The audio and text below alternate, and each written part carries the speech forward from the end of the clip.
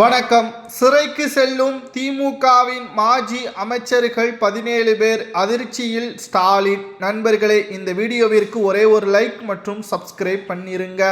முதல்வர் விஜய் அவர்களது கட்டுப்பாட்டில் தற்பொழுது காவல், உள்துறை, பொது நிர்வாகம், மகளிர் மேம்பாடு, குழந்தைகள் நலன், இளைஞர், மூத்த குடிமக்கள், மாற்றுத்திறனாளிகள் நலன், நகராட்சி நிர்வாகம், குடிநீர் வழங்குதல் துறை ஒட்டுமொத்தமாக 10 துறைகளை தனது கட்டுப்பாட்டில் வைத்திருக்கிறார் முதல்வர் விஜய் அவர்கள். தற்பொழுது சிறைக்கு செல்லக்கூடிய மாஜி அமைச்சர்களை தற்பொழுது காவல்துறையின் மூலமாக உள்துறை வசம் வைத்திருக்கின்ற விஜய் அவர்களது கட்டுப்பாட்டில்தான் வெள்ளை அறிக்கை வெளியிடக்கூடிய வகையில் அமைந்துள்ளது.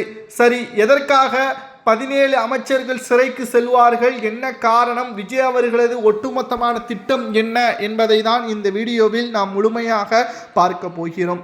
கடந்த 5 ஆண்டுகளில் மட்டும் திமுக பெற்ற கடன் 5.5 லட்சம் கோடி, சுமார் 6 லட்சம் கோடி வரைக்கும் கடன் பெற்றுள்ள திராவிட முன்னேற்ற கழகத்தின் கடந்த கால ஆட்சி.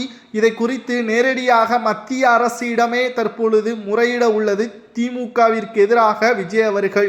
இதனால் இந்த மாத இறுதியில் பிரதமர் மோடி அவர்களையும் ஜனாதிபதி அவர்களையும் சந்திக்க உள்ளார் முதல்வர் விஜய் அவர்கள். தமிழ்நாட்டில் கடந்த 5 ஆண்டுகளில் கொடுக்கப்பட்ட கடனின் விவரம் என்ன, எந்த துறைக்கு எவ்வளவு கொடுக்கப்பட்டது, அதன் பின்புலன் என்ன, எதற்காக கிட்டத்தட்ட பல லட்சம் கோடி கடன் பெறப்பட்டதற்கான ஆய்வறிக்கைகளை மத்திய அரசு வெளியிடக்கூடிய ஒரு சூழலை முதல்வராக இருக்கக்கூடிய விஜய் அவர்கள் பெறுவார்.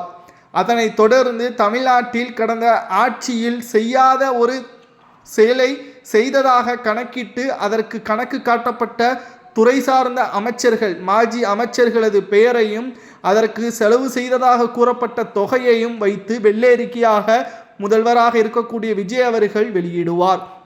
இதன் மூலம்தான் சுமார் 17 மாஜி அமைச்சர்கள் தற்பொழுது சிறைக்கு செல்வார்கள் என்ற தகவலும் வெளியாகியுள்ளது. மேலும் அவர்களது பினாமிகள், அவரது சொத்துக்கள் அனைத்துமே பாதிக்கு பாதி பறிமுதல் செய்யப்படும். அதாவது 50% பறிமுதல் செய்யப்படும்.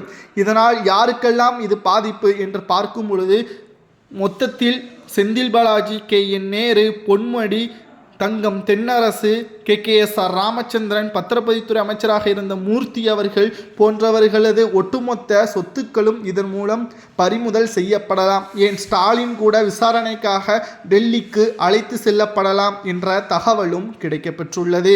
2026 சட்டசபை தேர்தலில் விஜய் அவர்களது ஒட்டுமொத்தமான வெற்றியால் திமுக நிலைகுலைந்து விட்டது. அவர்களது அதிர்ச்சி இன்னமும் அவர்களால் மீண்டு வர முடியாத அளவிற்கு மாறிவிட்டது.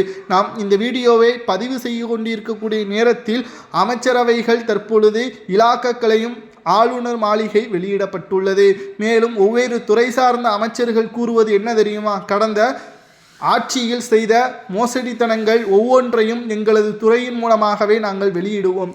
இது மக்களின் வரிப்பணம், அதை மக்களுக்காகவே செய்ய வேண்டும், மக்களது நலத்திட்டத்திற்காகவே செய்ய வேண்டும். அதை தவறாக செய்த பெயர்கள், அமைச்சர்களது லிஸ்ட்டுகள் அனைத்தையும் அந்தந்த துறை சார்ந்த அமைச்சர்கள், தற்காலிக அமைச்சர்கள், சிட்டிங் அமைச்சர்களை அதை வெளியிடுவார்கள் என்ற தகவலும் கிடைக்கப்பெற்றுள்ளது. மேலும் திமுக மீண்டு வர முடியாத அளவிற்கான ஒரு சிக்கலில் தற்பொழுது மாட்டிக்கொண்டுள்ளது. திமுக பெரும் தோல்விற்கு காரணம் 3 நபர்கள் மட்டும்தான். முதலில் உதயநிதி, 2வது சபரீசன், 3வது சேகர்பாபு.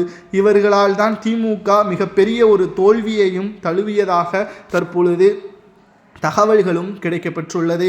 சேகர்பாபு திமுகவில் இருந்து ஓரம் கட்டப்பட்டு விட்டார். மாவட்ட செயலாளர்கள் கூட்டத்தின் பொழுதும் கூட கடைசி இருக்கையில் தான் அவர் அமர்ந்திருப்பார். மேலும் இதற்கு முன்பான கூட்டங்களில் முதல்வர் பக்கத்திலேயே இருந்த சேகர்பாபு அவர்கள் தற்பொழுது கடைசி இருக்கையில் அமர வைத்தது துர்கா ஸ்டாலின் அவர்கள்தான் என்றும் கூறப்படுகிறது. அதேபோல் சபரீசன் அவர்கள் இனி தனிப்பட்ட விஷயங்களில் மட்டும், குடும்ப ரீதியான பிரச்சனைகளில் மட்டும்தான் கலந்து கொள்ள வேண்டும். அரசியலில் அவர் நேரடியாக கலந்து கொள்ளக்கூடாது. எந்த ஒரு நிர்வாகிகளையும் தனிப்பட்ட முறையில் சந்திக்க கூடாது என்பதையும் துர்கா ஸ்டாலின் அவர்கள் எச்சரிக்கை செய்துள்ளார். ஆனாலும் மீண்டு வருவதற்கு கடினம். ஏனென்றால் இனி திமுக தமிழ்நாட்டில் ஆட்சியை அமைப்பது 99% கடினம்தான் என்ற தகவலும் தற்பொழுது கிடைக்கப்பெற்றுள்ளது. மத்தியில் தற்பொழுது மோடி அவர்களை விஜய் அவர்கள் சந்தித்து தமிழ்நாட்டிற்கு தேவையான நிதிகளை முழுவதுமாக பெற்று அந்தந்த திட்டத்தை முழுமையாக நிறைவேற்றுவதற்கு விஜய் அவர்கள் செயல்பட போகிறார்.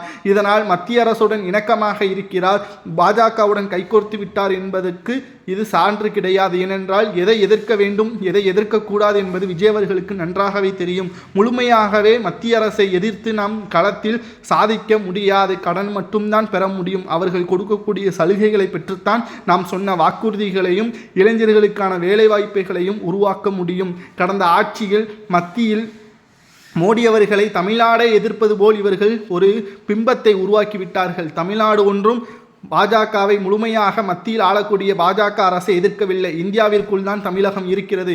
சில விஷயங்களில் நாம் தடுக்கிறோம், அது உண்மைதான். ஆனால் முழுமையாக தமிழ்நாடு தடுக்கிறது என்று கூறுவது நியாயமற்றது என்பதை தற்பொழுது தாவேகாவின் தரப்பிலிருந்து தகவல்களும் கிடைக்கப்பெற்றுள்ளது.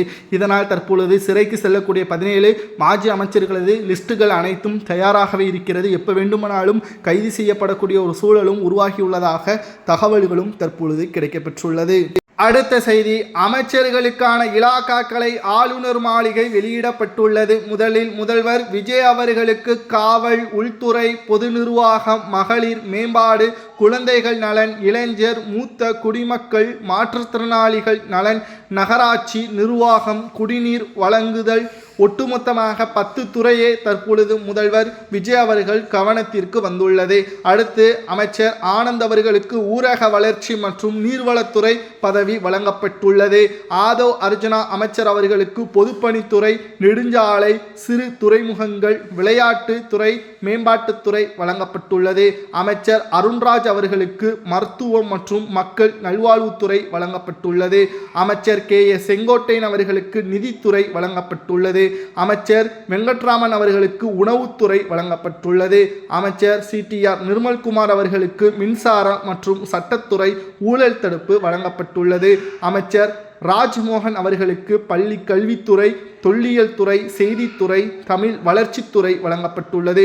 அமைச்சர் TK பிரபு அவர்களுக்கு கனிம வளத்துறை வழங்கப்பட்டுள்ளது. அமைச்சர் கீர்த்தனா அவர்களுக்கு தொழில்துறையும் வழங்கப்பட்டுள்ளது. இந்த துறையில் ஒட்டுமொத்தமாக பழைய ஆட்சியில் செய்த ஊழல்கள் ஒவ்வொன்றையும் திமுகவிற்கு எதிராக நாங்கள் முன்கொண்டு வருவோம்.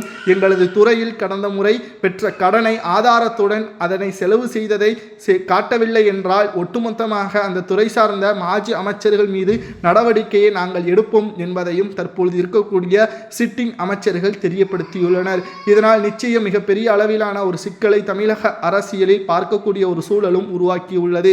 திமுக ஸ்டாலின் அவர்களுக்கு மிகப்பெரிய ஒரு தலைவலியாகவும் 17 அமைச்சர்கள் மாஜி அமைச்சர்கள் சிறைக்கு செல்லக்கூடிய ஒரு சூழலையும் இது உருவாக்கும். இதனால் பதற்றமான நிலையில் அரசியல் களம் உருவாகியுள்ளது. இதை பற்றி உங்களது கருத்துக்களை மறக்காம கமெண்ட் வாயிலாக கூறுங்கள். இதுபோன்ற அரசியல் செய்திகளை தெரிந்து கொள்ள நமது சேனலுக்கு சப்ஸ்கிரைப் பண்ணிருங்க.